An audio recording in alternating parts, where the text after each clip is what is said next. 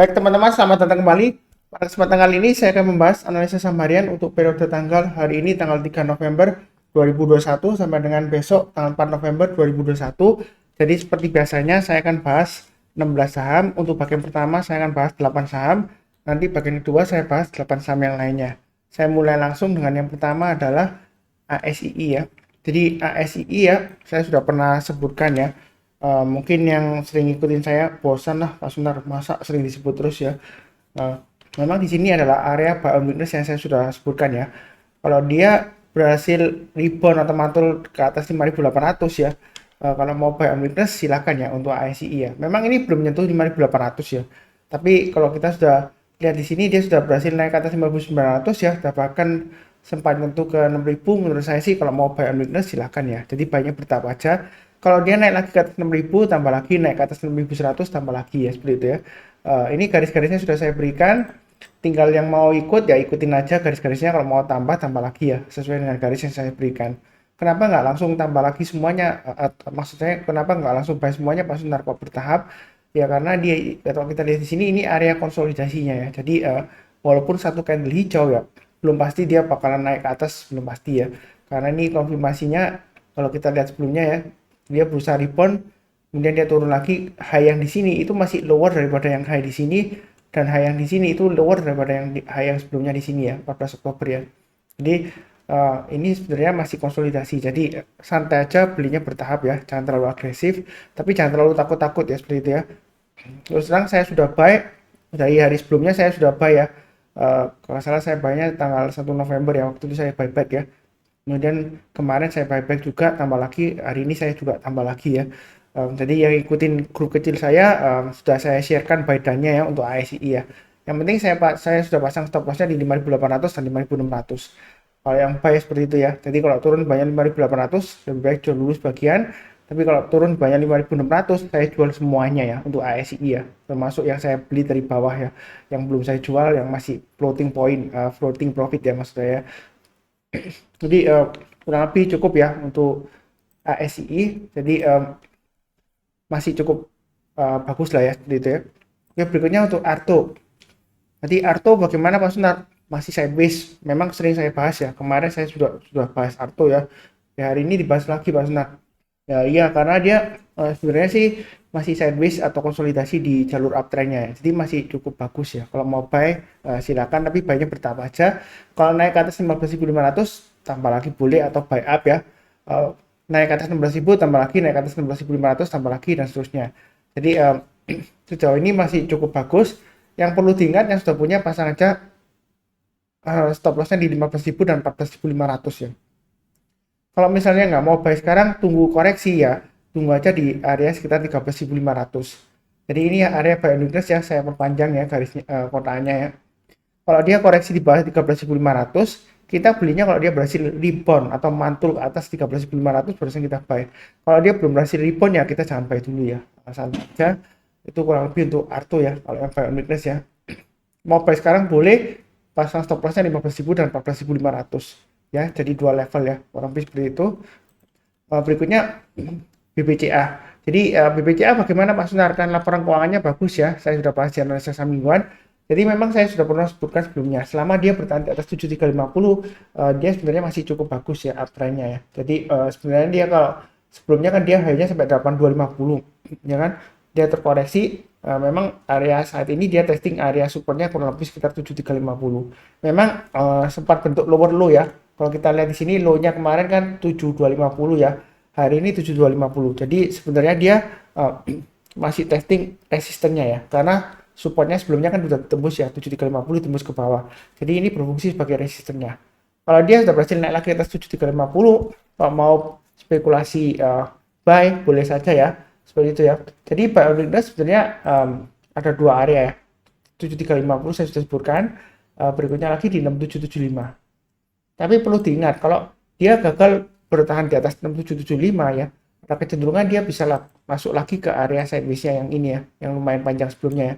Jadi testing lagi area sekitar 6.400-an ya. Jadi sebelum stock split ya nih ya.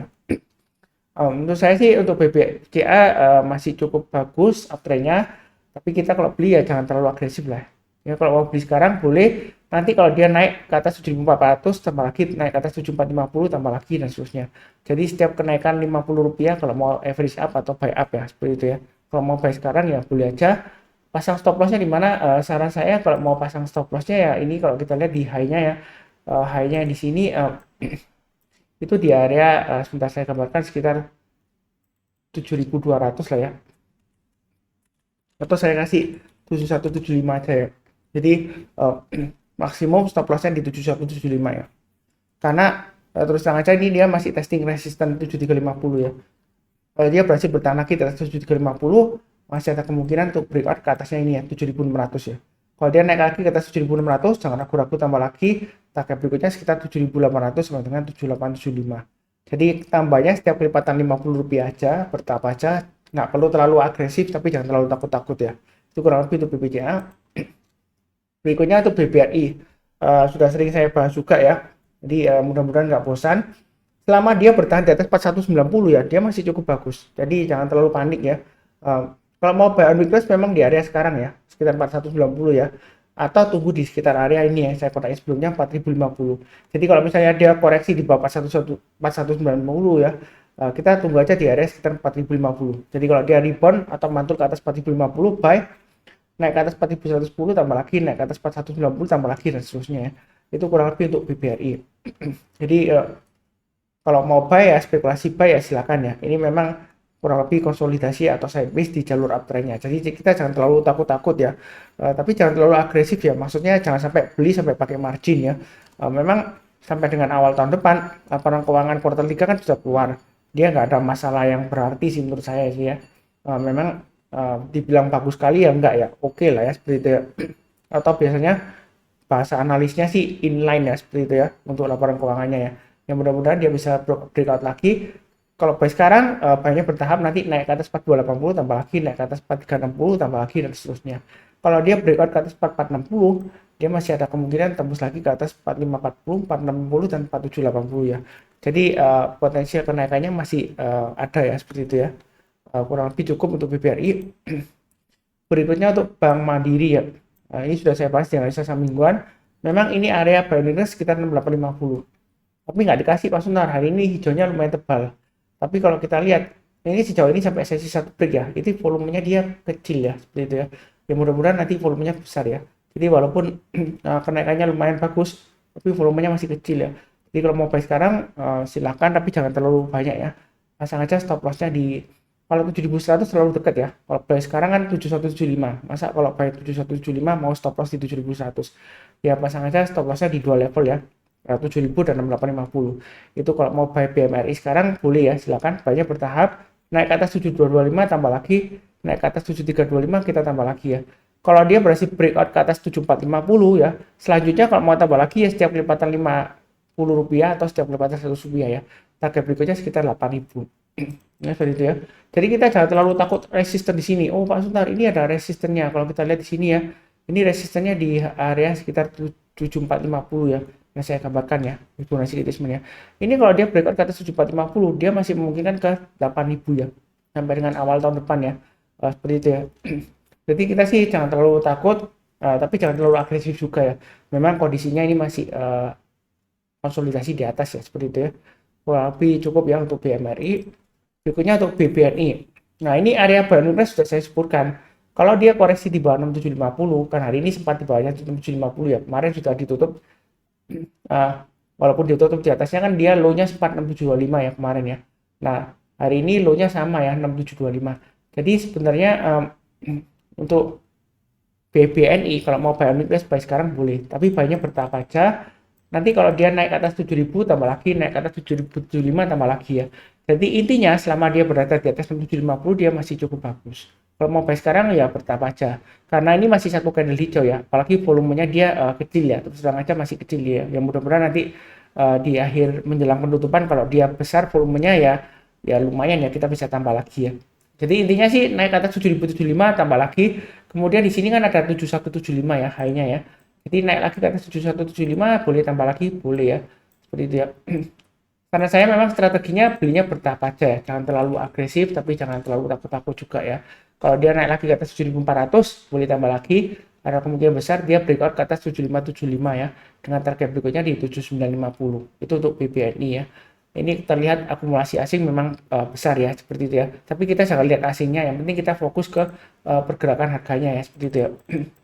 Memang kalau kita lihat di sini ya, di masa-masa kejayaannya sebelumnya ya, kalau kita lihat ya, sebelum di masa pandemi ya, tahun 2020 ya, ini awal-awal ya, dia sempat sampai high-nya sekitar 7950 ya.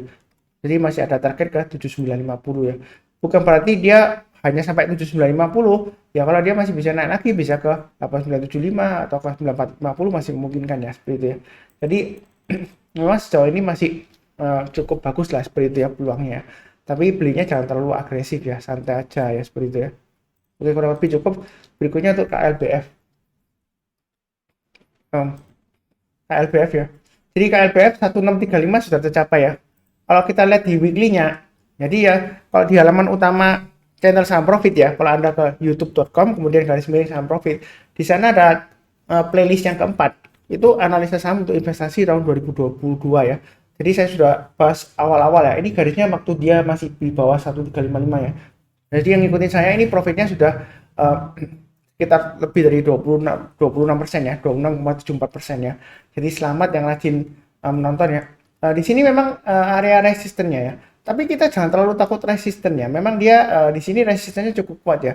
Kalau dia gagal bertahan di atas 1635, kemungkinan besar ya 95% dia akan turun lagi ke bawah ya. Kalau dia breakout ke atas, ya kita jangan ragu-ragu untuk tambah lagi atau buy up.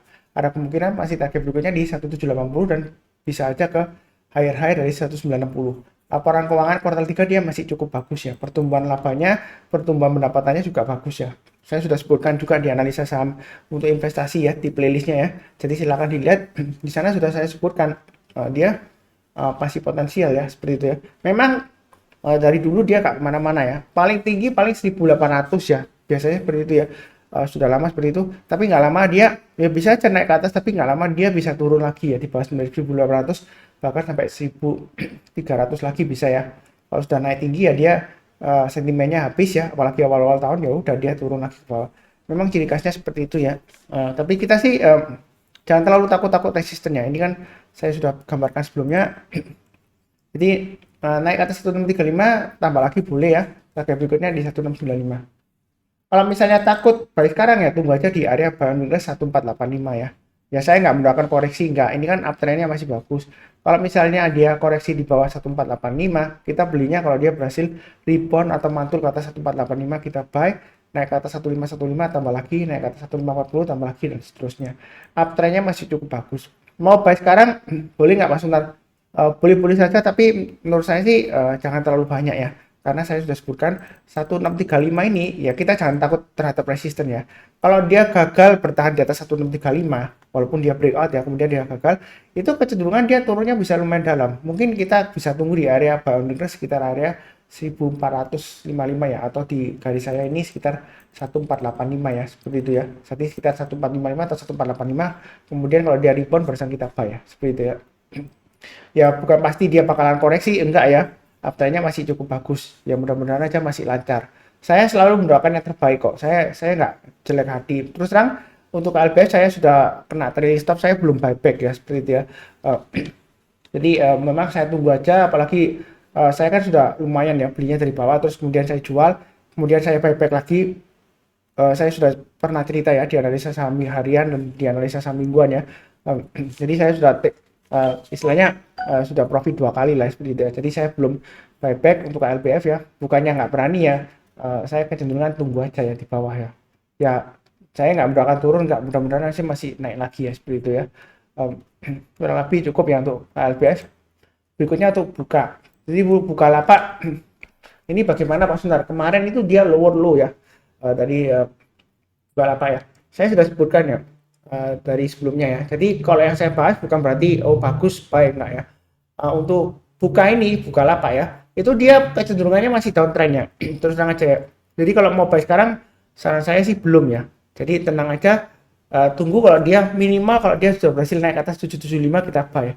Buy-nya bertahap aja.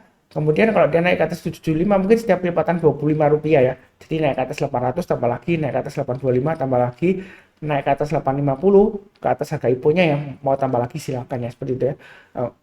memang untuk Bukalapak ini kan dia sebelumnya kan emitennya kan rugi, tapi katanya sih ruginya sudah menurun ya seperti itu. Tapi kedepannya ya eh, walaupun dia sekarang positifnya sentimennya dia walaupun dia emitennya rugi, dia punya dana kas besar ya seperti itu ya. Itu seperti positifnya ya. Asalkan kita perhatikan aja, dia kan kalau saya lihat ya dengan dana yang gede dia mulai akuisisi perusahaan ya. Yang terakhir dia kalau nggak salah akuisisi perusahaan sebentar saya lihat untuk gaming ya kalau nggak salah seperti itu ya. Itu namanya apa ya sebentar saya lupa ya sebentar saya lihatkan dulu ya untuk Bukalapak ya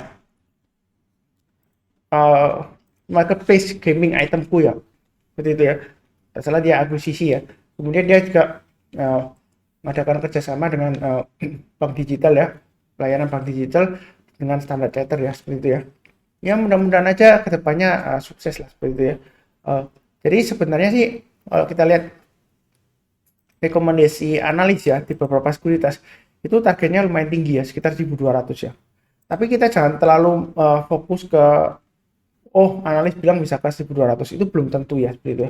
Saya sudah sebutkan sebelumnya, kalau ada saham yang barusan IPO di bawah 6 bulan, kalau dia gagal bertahan di atas harga IPO-nya ya, itu jangka menengahnya sampai 1 tahun ke atas, itu sepertinya susah ya. Dia akan naik lagi ya, kemungkinan akan turun-turun terus ya, mungkin sampai di bawah, kita nggak tahu turun sampai kemana ya, seperti itu ya. Jadi jangan sekali-kali beranggapan, wah murah dari harga IPO-nya, sudah diskon sekitar 20% lebih ya. Jadi yang di sini kita maunya sih cari untung, bukan cari murah ya. Kalau dibilang murah, PBV-nya Bukalapak ini lumayan mahal ya. Kalau salah 20 kali ya, seperti itu ya. Price book value-nya ya. Ya mudah-mudahan aja. Kadang-kadang kalau ada investor yang katanya hold sampai 6 bulan ya, ada perjanjiannya ya. Kalau salah saya ingat di sekitar itu ya. Ya mungkin aja nanti ke depannya dia diangkat naik lagi ke atas 850 ya. Kalau ada investor yang mau lepas ya, ya kita nggak akan pernah tahu ya. Yang penting garisnya sudah saya berikan, tunggu kalau naik ke atas 775.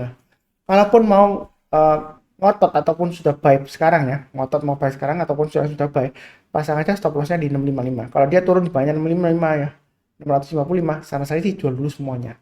Karena sebelumnya ya saya tarik garis ya ketika dia naik tinggi di sini highest high-nya ya di 1325, kalau saya tarik Fibonacci retracement-nya dari harga ini ya, koreksinya ini ya 0%-nya waktu dia turun ini ya sempat ARB ya. Nah itu Fibonacci extension 261,8% itu di area 775. Jadi kalau dia masih di bawahnya 775, saran saya sih jangan buy dulu ya. Resiko angka pisau satu ya. Walaupun ini kelihatannya cenderung sideways ya, tapi ini sidewaysnya mulai turun sliding ke bawah ya. Seperti itu ya. Jadi kita jangan terlalu agresif. Yang sudah punya dari IPO ya saran saya sih mungkin ya kalau masih sayang ya jual dulu sebagian. Kalau dia turun di bawah 655 jual dulu 50%.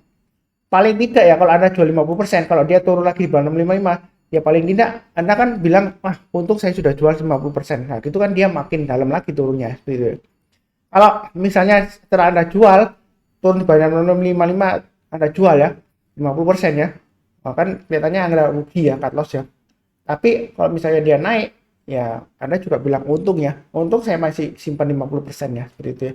Ya jadi win-win solution lah seperti itu ya. Cara saya seperti itu. Kalau di saham kalau ragu-ragu jawabannya selalu jual.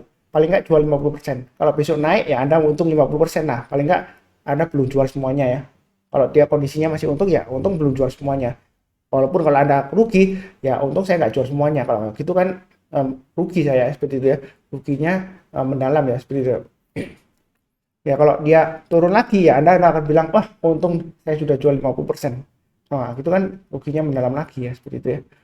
Ya kurang lebih seperti itulah ya dinamikanya. Menurut saya sih kalau mau buy spekulasi buy tunggu aja ya naik ke atas 75 775 itu lebih baik. Jadi Bukalapak sudah saya bahas, kemudian KBAG. Ini sebenarnya saya sudah bahas sebelumnya, saya nggak tahu apakah ada aksi korporasi atau apa ya. Silakan dicek ya apakah ada aksi korporasi. Kalau nggak salah ada yang pernah ninggalkan komen, cuma saya lupa ya tempo hari apa ya sentimennya ya. Saya nggak tahu ya, nanti silakan dicek sendiri ya kalau salah pembelian lahan atau gimana ya gitu ya. Jadi kalau kita lihat di sini KBAG ya memang garis-garisnya sudah saya berikan, ini area buying weakness ya. naik ke atas 60 boleh buy atau naik ke atas 62 ya. Garis-garisnya sudah saya berikan, naik ke atas 65 tambah lagi, naik ke atas 71 tambah lagi. Ternyata sesi satu break kok turun di bawahnya ya. Ya harusnya sih pasang trailing stopnya aja ya seperti itu ya. Kalau mau pasang trailing stopnya ya kita lihat di high-nya di sini ya. Ini swing high-nya kan di area 69 ya. Jadi yang sudah punya pasang aja trailing stopnya di 69, maksimum di 65 lah ya. Kalau turun di bawahnya 65 lebih baik jual dulu semuanya. Yang mau bawah ini kita tunggu lagi di area 60 atau 62 ya. Kalau dia turun di bawah 60 seperti ini ya, kemudian dia berhasil rebound naik ke atas 62 ya kita buy ya. Seperti itu ya, buy-nya bertahap. Naik ke atas 65 tambah lagi dan seterusnya. Ini volumenya sepertinya tinggi ya, naiknya tinggi. Tapi kita jangan keliru ya. Saham ini resikonya sebenarnya tinggi ya, karena dia volumenya sering hilang ya. Kalau kita lihat di sini sebelumnya ya, September ya, naik volumenya naik menanjak ya, kemudian koreksi ini turun ya, volumenya hilang ya, seperti itu ya. Kemudian di sini naik tinggi, volumenya masih lumayan bergerak naik ya, terus gak lama lagi koreksi volumenya hilang, naik lagi koreksi volumenya hilang ya. Ini kalau hilang dia volumenya cenderung tidak liquid di sini ya, ini sideways di bawah ya ketika dia koreksi tekan 54 ya. Kalau seperti ini sih menurut saya sih memang risikonya tinggi, tapi ya silakan lah ya, yang berani nanggung risiko ya silakan.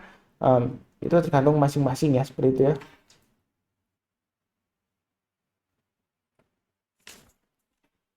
Ya kurang lebih seperti itu ya, cukup ya. Ini untuk 8 saham sudah saya bahas. Nanti jangan lupa cek yang bagian kedua ya, untuk 8 saham yang lainnya. Seperti biasanya yang barusan join jangan lupa subscribe, like, kemudian nyalakan lonceng notifikasinya ya, supaya nggak ketinggalan. Jangan lupa kasih komentar kalau ada pertanyaan atau saran. Kemudian seperti biasanya di akhir video saya doakan selalu ya, semoga semuanya selalu sehat, damai, dan sejahtera selalu ya. Yang penting akan diberkati luar biasa ya, saya percaya itu. Amin. Terima kasih banyak.